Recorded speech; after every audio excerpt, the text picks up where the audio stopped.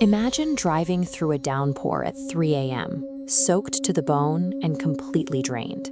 Your bank account is empty, your delivery quotas are unmet, and the weight of your life feels like a debt you can never actually repay. You just want to stop. That specific, crushing fatigue acts as a beacon for a very particular kind of predator, a brightly lit, welcoming roadside diner that only appears when you are at your absolute lowest point, offering a warm and quiet exit from everything. Traditional horror relies on the fear of death, but for someone suffering from total burnout, the threat of dying is often eclipsed by a much more relatable terror, the prospect of waking up tomorrow and having to do it all over again. This diagram illustrates identity vanishing horror. The left shows the classic survival instinct, running from a physical threat. On the right, the inverse, a figure walking toward a void because it strips away the heavy baggage of their past.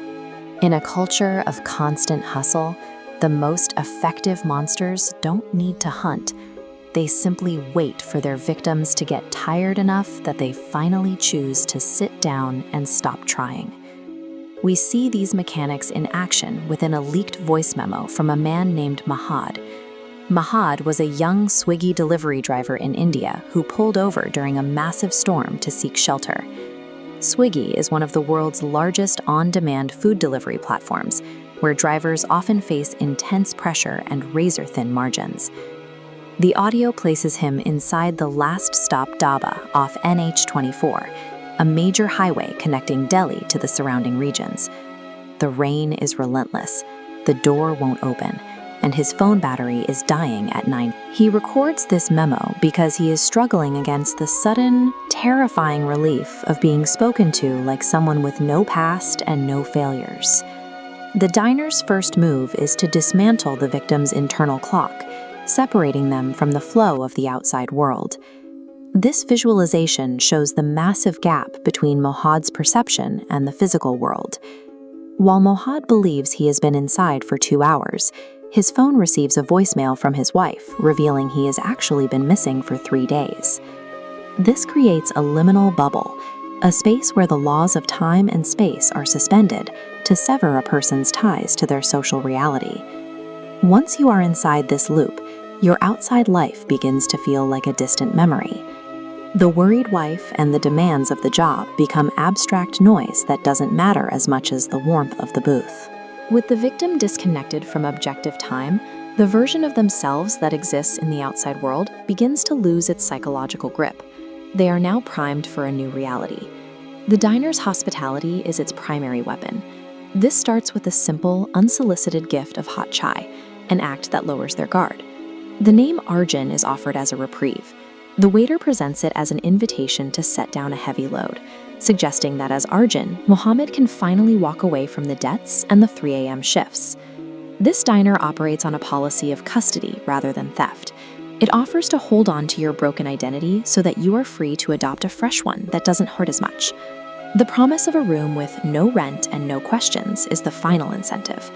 For someone crushed by the daily obligations of modern labor, the diner makes the choice to stay feel like the only logical way to survive.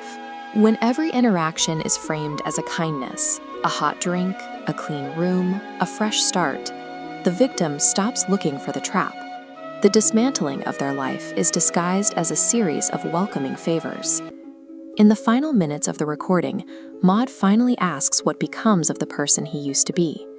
The waiter points to a corner booth containing nothing but a single, half-empty glass cup of chai.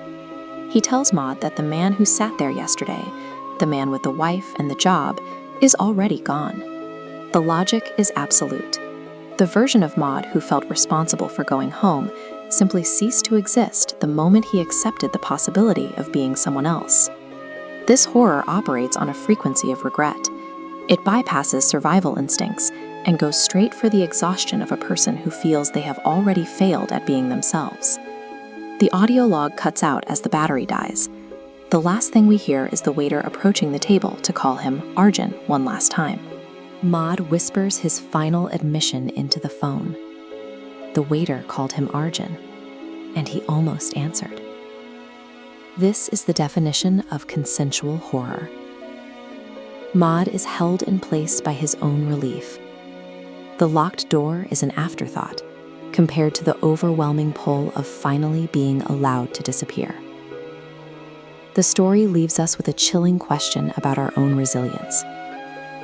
If you were tired enough and someone offered you a way to delete your failures and start over, you might find yourself drinking the chai too.